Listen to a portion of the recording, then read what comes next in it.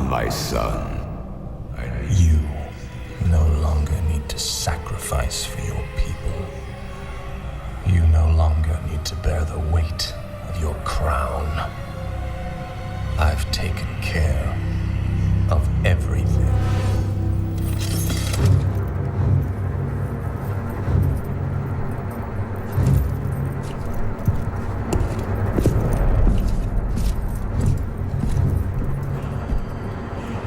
What is this? What are you doing, my son? Succeeding you. Bobby.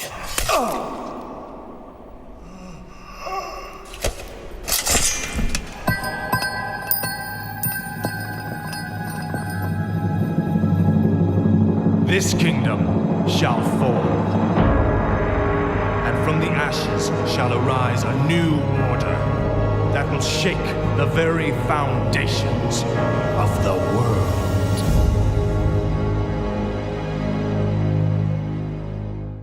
What's up, everybody? This is the Act Man here, and my god, Microsoft just pulled out their monster schlong and slapped it on the school lunch table. And boys, they packin'. In what is probably one of the biggest blockbuster acquisitions in history, Microsoft has bought Blizzard, all their IPs and affiliated companies, and brought them under the wing of Xbox. And all for the low, low price of $70 billion! It's impossible! That's like Dr. Evil memeing the world money. That is serious fuck you money. But guess what, folks? You don't need $70 billion to get yourself a pair of the Raycon Everyday Earbuds. The Everyday Earbuds are back, new and improved, and with better sound quality than ever before. With the different comfortable gel tips, not even a horde of stampeding Yoshis could knock these out of your ears. And with 8 hours of playtime, they're perfect for road trips, long flights, going on runs or walks. Not to mention the 32-hour battery life. You don't get over 48,000 5-star reviews by just being average. Raycon is exceptional. To answer your question, no, you don't have to drop fat wads of cash to get a pair of these. Because the Everyday Earbuds go for half the price of other premium brands.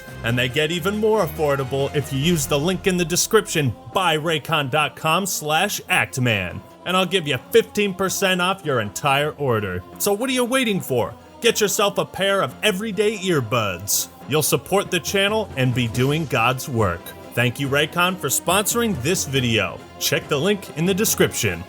To put it in perspective, this one transaction is more than the yearly GDP of the bottom 70 plus countries in the world. Not combined, but still, all for the sake of video games. This would be like if Nintendo were to have acquired Sega during the SNES and Genesis days. It just shakes the very foundation of the world. Now, there's a lot to talk about with this, and for the most part it seems like good stuff, but we won't see the effects of this really take shape for a long time. You know, we're confident in our timeline for getting the deal closed. We think it'll close in our fiscal year 23. It's going to be a lengthy transition before the companies are officially assimilated into the hive mind. And I believe the old king, Bobby Kotick, will stay as CEO until everything is finalized.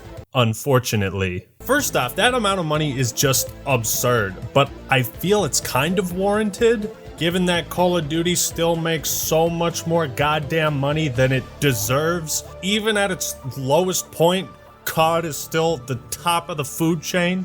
And don't sleep on Candy Crush, right? Mobile games is something that Microsoft hasn't been invested or involved in a lot, and now they've got like 3 big contenders in that demographic or that market. I mean, really, there's no better time for Microsoft and Xbox to make this play.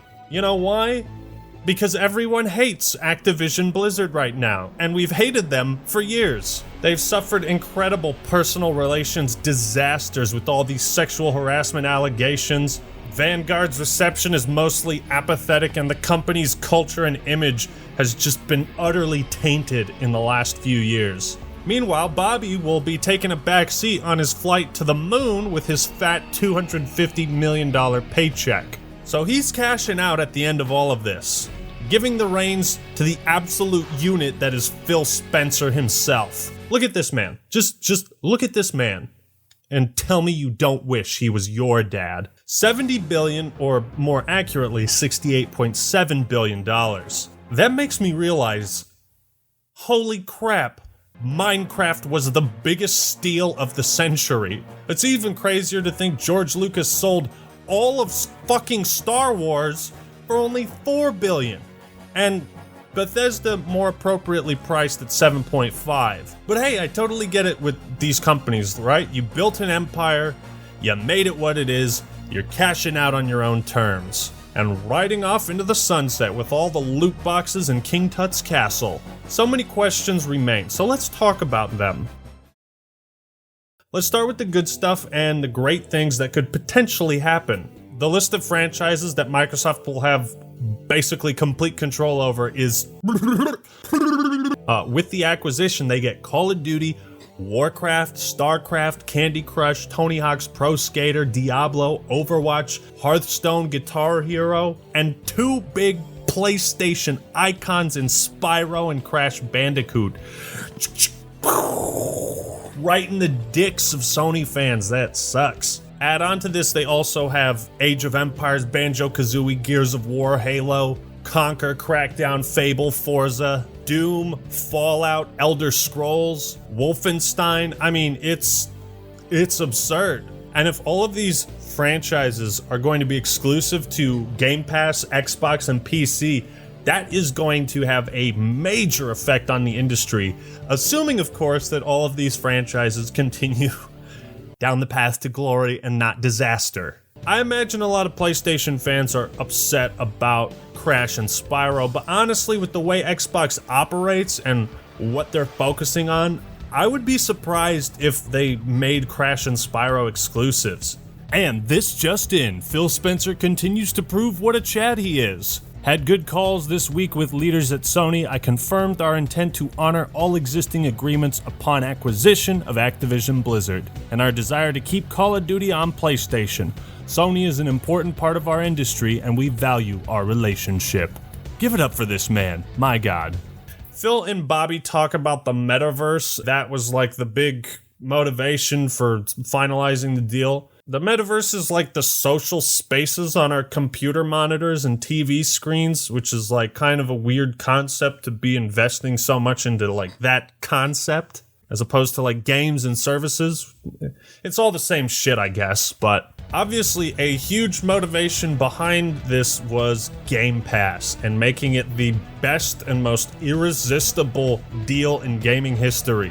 Phil Spencer wrote about this in his blog post on Xbox.com, and Bobby did the same with the Activision website, but his is just a bunch of, nothing talk, essentially. But Phil says, upon close, we will offer as many Activision-Blizzard games as we can within Xbox Game Pass and PC Game Pass, both new titles and games from Activision-Blizzard's incredible catalog. So this confirms their motivations to, of course, sell games and make Xbox Game Pass the best thing ever. I think with the pricing of everything, though, I don't know how profitable it's going to be unless they make like another tier of Game Pass. They already have Game Pass Ultimate, Game Pass Infinite.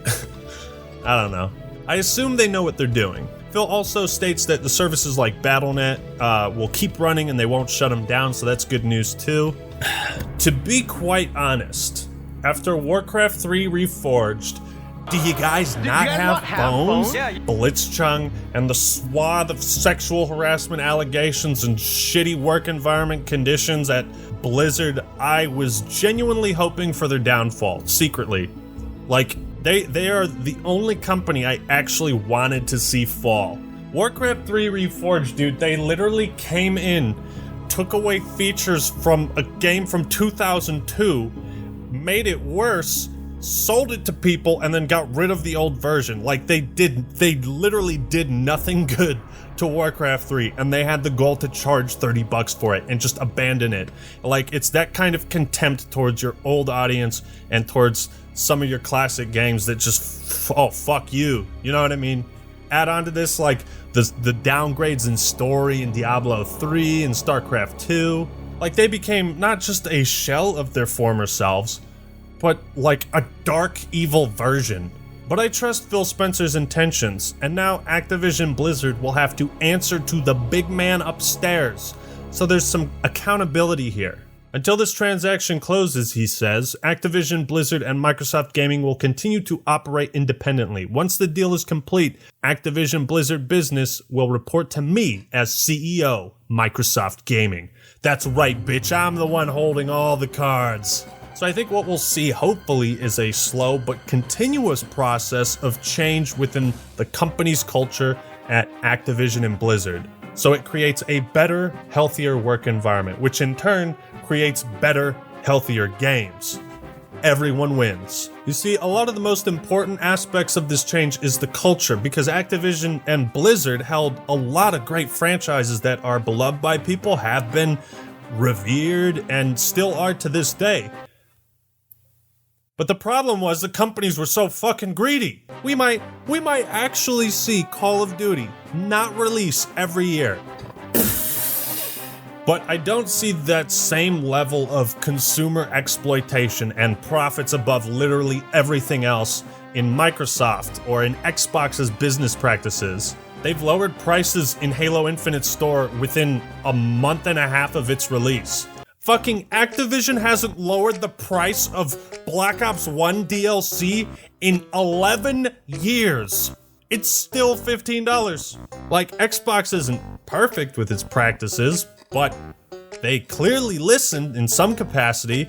You know, so one of the great benefits of this is something that Xbox, Phil Spencer, and Microsoft seem to value a lot, and that's game preservation, backwards compatibility, porting games to PC so they can be played there as well. You know, this old DLC model of packaging multiplayer maps with the zombies maps is outdated as fuck. So just make it free. You know, this is something that I ran into with all of my previous Call of Duty reviews. I would get to the zombies mode and I'd be like, it's still $15? It's still $10? They're still charging for Call of Duty Ghosts DLC? Are you serious? And so stuff that I would want to normally check out, I just couldn't. And there's no reason why it shouldn't be free, because literally nobody is going to be paying for it now. But do you get what I'm saying? Like, Microsoft is much more likely to do something like that when it only benefits a very small group of people that are going to go back to those games. I hope Microsoft doesn't shut down a lot of the multiplayers and servers for these games, but that's entirely likely if they're going to do that with Halo 3 and Reach. Like, dude, you can't even get in contact with Activision support to recover your account. You can't even do that. Their customer service is so terrible. So it's a massive step forward to be like, yes, these services can be handled by Xbox, and I can actually talk to a human being and be like, why the fuck can't I change my account? Right? So as a community, I feel like, wow, we can realistically communicate our needs, wants, and desires with this company. That's a huge plus. I guess it all comes back to making sure you provide every reason for people to not pirate and emulate games on their own. If you provide those services for everyone, that's great. Like, Warcraft 1 and 2 are not currently playable on Blizzard's Battle.net. You either have to emulate it or stick in the old-ass CD, to my knowledge. You know, stuff like that. So, ideally, I hope this merger results in a lot more consumer-friendly decisions around these big franchises so that Call of Duty, you know, can become more than just the annual punching bag for us all to make fun of and laugh at. You see, I always felt Activision and Blizzard could have been a great combo if their goddamn priorities were in check. But Activision has always milked its franchises to absolute death without any integrity. You look at the 27 Guitar Hero games, Tony Hawk Pro Skater 5, they're like, fuck it, release it broken. Black Ops Cold War that releases and the game crashes every other match. You know, Black Ops 3 on Xbox 360, they just have a historic case of I don't give a fuck if it's broken attitude. So in this rat race to chase the big dollar, Activision and Blizzard abandoned a lot of their smaller communities. Microsoft and Xbox, on the other hand, have always shown this initiative to appeal to smaller niche communities, and they're willing to fund and produce games they know aren't going to sell incredibly. You know, like Halo Wars 2 or Age of Empires 4, Psychonauts 2. This wide variety of wacky exotic titles was one of the coolest things about the original Xbox, because you had games like Brute Force, Bloodwake, Mech Assault, Munch's Odyssey, Fusion Frenzy, Jet Set Radio Future. And those old games weren't the most popular, but they still hold a special place in my heart. Blizzard hasn't messed with real-time strategy games. They haven't even shown a desire to since 2003. Like, that's how they got started. I would love to see a Warcraft 4 or a StarCraft 3 or a Diablo game that doesn't play itself, that requires some thought and strategy. Tony Hawk's Pro Skater could come back. Guitar Hero? Unlikely, but hey, who knows? And let's not forget about all the studios they required as a result. Beanox, Demonware, High Moon Studios, Infinity Ward, Raven Software, Sledgehammer Games, and Treyarch. And maybe this is the time to let some of the Call of Duty devs, do something different. Let them breathe. With the ethics, opportunities, and funding that Microsoft and Xbox can provide, I think we're going to see a lot of high-quality titles from these studios across the Xbox and the PC platforms. Competition is great. Microsoft is investing heavily in the platform, while Sony and Nintendo can continue to invest in their dope exclusives. All three can succeed at the same time, and I genuinely hope they do. So now let's move on to the potential negatives of this blockbuster deal of ball-busting magnitude. I feel the need to remind everyone right now that the game Monopoly exists solely to remind people that monopolies are bad, right? If one company holds all the chips, and you can only buy chips at one place, then they can charge whatever they want, and there's no standard of quality. Even with all of Activision-Blizzard and everything they own under Xbox now, there's still a wild amount of competition in the video game industry. I don't think this means they're becoming a monopoly, but it is something to be aware of. Of course, my biggest concern with Microsoft since the days of Don Matrick and the X-Bone has been their underutilization of the studios and IPs they've had for so long. Rareware is the classically cited example. They still made good games under Microsoft, but they were only a fraction of their true potential. And while the Bethesda deal was fairly recent, I'll admit, I can't help but ask, what has come from that so far? Alright, we got Starfield is confirmed for November this year. We haven't seen gameplay. Besides their library coming to Game Pass, Bethesda hasn't really done anything in the last year to get me excited. No gameplay to gush over. What is the continuous goal for Microsoft with these studios? Just put all this shit on Game Pass? Make it exclusive? Is that it? You know what I mean? Halo Infinite released 6 years after Halo 5. Skyrim came out over 10 years ago, and the only thing we've seen on the next Elder Scrolls is 3 words and 2 letters on a mountain. That was in 2018. Fallout 76 was a complete disaster. An announcement like, hey, we're remaking Fallout New Vegas. Fuck yeah. Make that announcement. It's hard to be excited about new IPs until you've seen gameplay, but when you're announcing a new game for an established IP, then people kind of know what to expect. This is the problem that I am currently in. Bethesda won't be finishing Elder Scrolls 6 until after Starfield. Fable 3 came out to mixed reception in 2010. Since then, all we have is an animated trailer, and you can make all of those trailers as you want, but I'll only be so hyped until I actually see what the game is going to play like. The last Banjo-Kazooie game was a racing game released in 2008. Conker, for God's sake, Conker has been in one game, one remake, and is still revered to this day. And while it's true that Phil Spencer said a new Banjo-Kazooie is up to Rare, I can't help but wonder why these things are not something that Phil and Xbox are pushing. Why aren't they advocating for it? Where is the person saying, hey, we got Banjo into Smash Bros. And look at the reaction it got. Hey, Mario Odyssey is a 3D platformer that did insanely well. there's still a market for that. Banjo-Kazooie is still marketable. Conker is still marketable. It's just that Microsoft and Xbox have this history of not utilizing or doing much of anything with a lot of their IPs. They just kind of sit on them for a long ass time. And granted, Nintendo does that too, but like, I want to be wrong about all this. I hope things change in the next few years and Microsoft, Xbox start to push for more exclusives, more variety in the new games, and not just in preserving what's old. I see them pursuing the rights to own these games. I see them pursuing the rights to secure, own, and distribute these games.